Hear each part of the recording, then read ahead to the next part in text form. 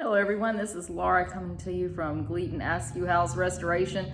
So it's been a minute since we've had a video of any sort of restoration going on at the house. I wanted to come on and give a little bit of a life update.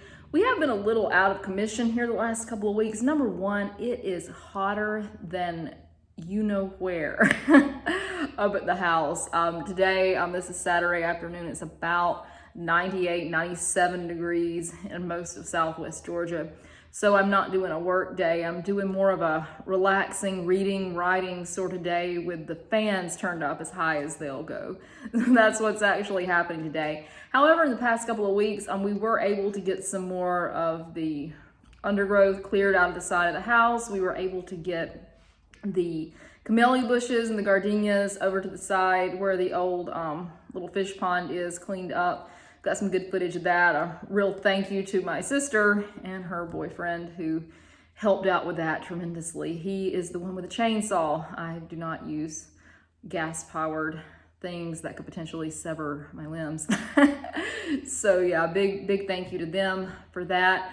We have done a little bit of decorating, as you might can see here behind me, my lovely peacock chair. A thank you to my other sister for having a friend who was willing to part with this. So really excited about that. We'll do a little pan here of the dining room. You know, it's not anything that's gonna make it into the Martha Stewart or Better Homes and Gardens at this point, but I think it adds a little bit of civility to it, which is what we try to do in the midst of chaos. Well, back to what's going on with the house. My father had an accident here a couple of weeks back that has taken my mom a little bit out of the action. And truthfully, you have to have two people up here for safety reasons, you know, when you're climbing on ladders and just in general. My dad's doing okay. He's recovering, but that is a situation, you know, that we have been dealing with here, and hopefully it's about to resolve itself soon. So my mom hopes to be back up here next weekend if in fact we can work in the heat, because it is dangerously hot up here to be doing physical labor.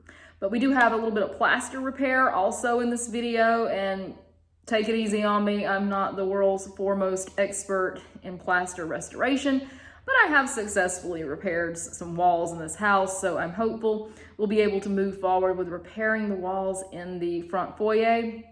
I'm not gonna move to the rest of the house until we get the wiring done, because there's always the possibility that when they're fishing the wires down through the wall, they'll crack plaster, and we just don't want to double over on ourselves. Plus, I have to drive all the way to Atlanta to get the Structilite because they don't have it at any of our local retailers. So with that said, we'll go ahead and start this video without any more ado.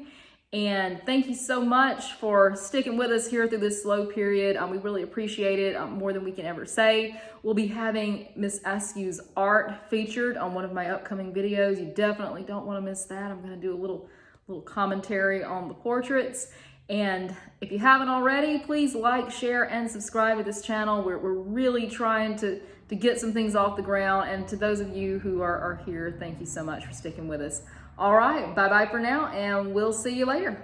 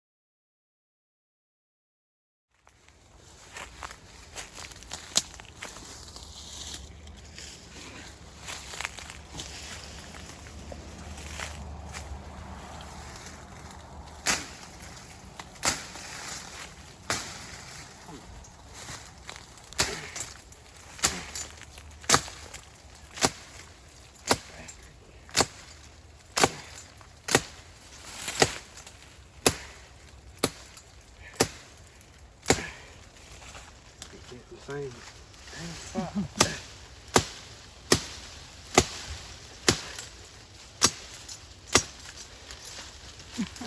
Yeah. It's pretty tenacious. Let me get the damn chainsaw. It's pretty tenacious.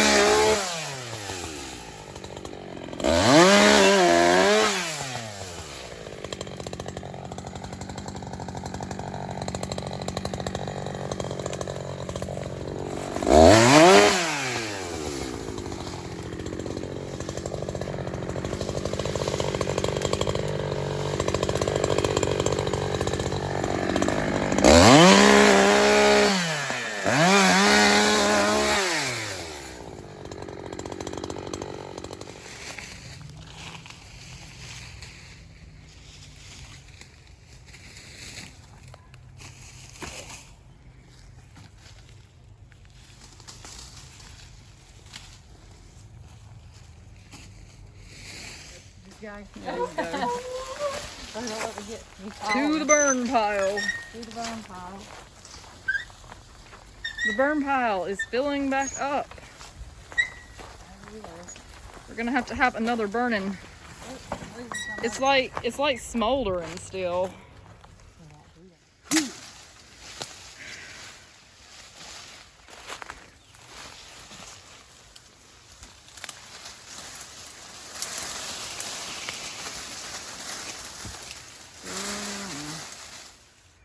Okay, Saturday afternoon, about 8 o'clock. This is the aftermath of the Camellia excavation. And what a glorious sight this is.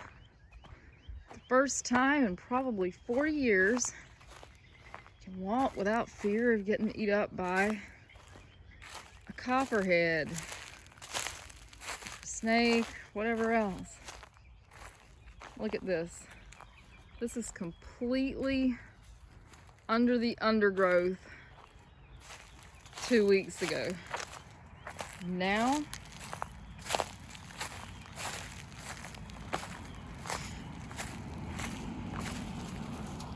we are looking good. There's the camellias out from under all that brush and vines and mess, and it's just amazing. It's looking like an actual person may live here now instead of the town spook house. Although we still have our portal here. I'm gonna make it a point to clean this guy out over the weekend, but wow. Very, very impressed, very, very happy. We're about to do one of my favorite things in the whole wide world. Plaster crack repair, and I say that extremely sarcastically. So before you get started with this, you're gonna need to make sure you have, unlike me, have all your supplies assembled before you get ready. You're gonna first need some pink plaster weld. Stuff looks like Pepto-Bismol, kind of stinks. This is what you're gonna use to, like as a primer, to secure your plaster back to the lathe. You're gonna need a couple of syringes, glue syringe, and a plaster weld syringe. Now, you can use a caulk gun instead of the syringes. I just like the syringes. I don't think you can put the plaster weld on inside the hole that we're gonna drill with anything other than a syringe, but if you can, just please let me know. I'm always open to easier ways. And you're gonna need some construction adhesive. I just use the regular old kind like you can buy from Home Depot, and I've had some pretty good success with liquid nails and Gorilla Glue. I'm gonna be using Gorilla Glue today. And perhaps most importantly, you need your Plaster Magic Big Red washers. These are what are gonna hold plaster actually back to the lathe. And what we have right over here in the case today is delaminated plaster. This is probably caused from moisture intrusion from the chimney, There's no flashing of any kind on the thing for 40 or 50 years, so this is what you have. I don't think the chimney behind it is leaning or anything, so that's good. But these cracks are caused by moisture just getting between the side of the house and the chimney. So we're gonna see what we can do with that today. This is the first step before you can think about putting the plaster veneer on over this. And we are gonna do that here in the next month, but this is the very first step in getting your plaster all shiny and new. Now, there are a ton of videos out there on this. I am not the world's foremost expert on plaster repair, but it's fun for you guys to learn along with me, and I kind of learn things as I go. It's really the only way to do these things. Okay, so the first thing I'm gonna do, I'm gonna take my drill. I'm gonna bit about this size, not any bigger because you don't want it so large that your plaster screw won't go in. And I've already started one hole right here. Just gonna put another one over right parallel to it, and we would assume that the lath will be there.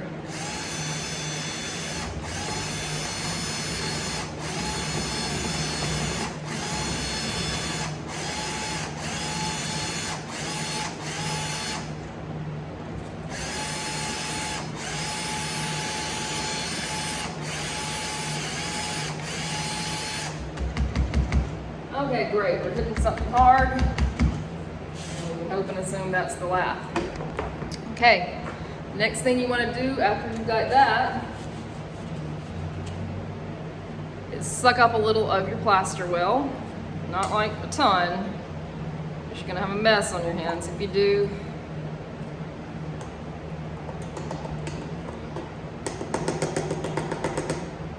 Okay. Take this and put it up in the hole. This little syringe is just about the perfect size. This is a slow process. Some people usually just go by with a little gun and just shoot it up in there. Well, kudos to them. I'm not nearly that skilled with this, so I use the syringes just so I can gauge, how much I'm getting in there versus all over the wall. Just take my gloved finger there. Make sure it's going down into the actual wall. There, I did a little too much. Got that. You actually want to let that sit in there just a minute before you start putting your glue and your screws in. It's about 15-20 minutes, just to give it a minute to do its bonding thing. Okay, we're going to speed this up, and I'm going to show you the rest of that.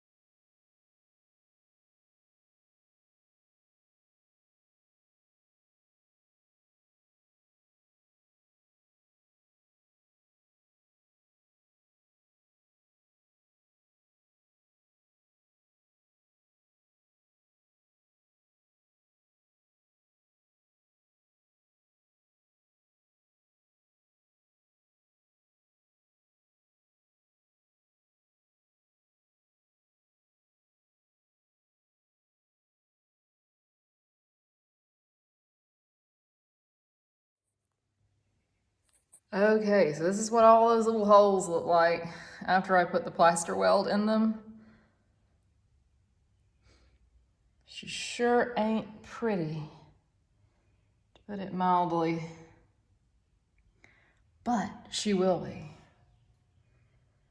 We have faith. All right, let's go ahead and get the glue and the plaster washers in. And again, this stuff setting for about 15-20 minutes. Some of it is gonna ooze out the holes. There's just nothing you can do about that. Just try to wipe it as quickly as you can to keep there from being, roughed up places that you have to sand back later. So I went ahead and started a few of these just so I could make sure I had the hang of it. You'll see right here, there's some places where I missed the lath. Now, my assumption is right here, because I hit this in so many places without hitting the lath, this must be where the lath breaks off like into the masonry. There's a little gap here. So That's kind of something to consider when you're working around a fireplace. I can also just faintly see the light of day, so I'm assuming that's where the masonry on the outside is meeting with a little bit of gap, you know, between the chimney and the siding. And that's going to happen in an old house. It's going to be a little separation there, but it doesn't look like it's too much, so that's good. All right, so what I've been doing, we let that plaster well dry a little bit, like I said, and then I've got my syringe, or you can use your caulk gun, whatever you prefer. And I'm coming up here. Let me find one where I got it. I got it right here. I'm just sticking it in there, and I'm pumping it full of glue.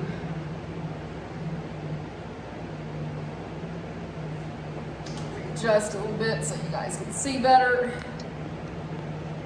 Yeah. Just go.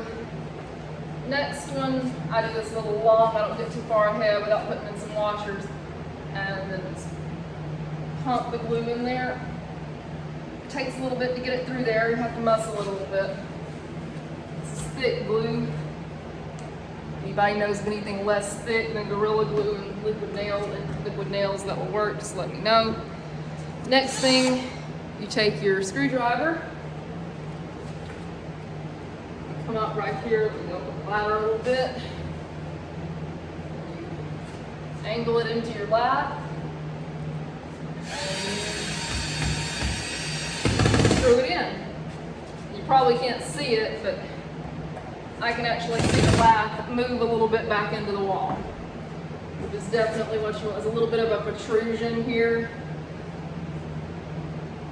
So let's take another one. Put it right, so this is the place I missed right there. There's quite a few of them right there along that edge. Let's take that. Screw it right on. Alright, so that's really all there is to it, just making sure you don't not hit your lap. What I'll have to do right there, I'll have to go back and, you know, put some Struck-to-Light and probably a piece of tape just to make sure that's good when we start with the veneer. But that's the basics. I'll go ahead and put this in fast mode so we can get done. Okay, so here's the result of the washers. Looks like a pepperoni pizza slice up there, it really does. I call this Franken-Plaster, because you're having to sew it back up and create something entirely new, and you just grin and bear it and hope it's not a monster you're creating. So that's what it looks like. I'm gonna go back in here where you see these holes where I missed it and see exactly why I'm missing it. It doesn't make sense that I'm missing it there and not missing it up at the top. Some sort of weird little anomaly here, I'm sure, but that's what it looks like on this side. I'll have to do the other side too. May not get to that today. I have to take this in segments because this is not my favorite thing.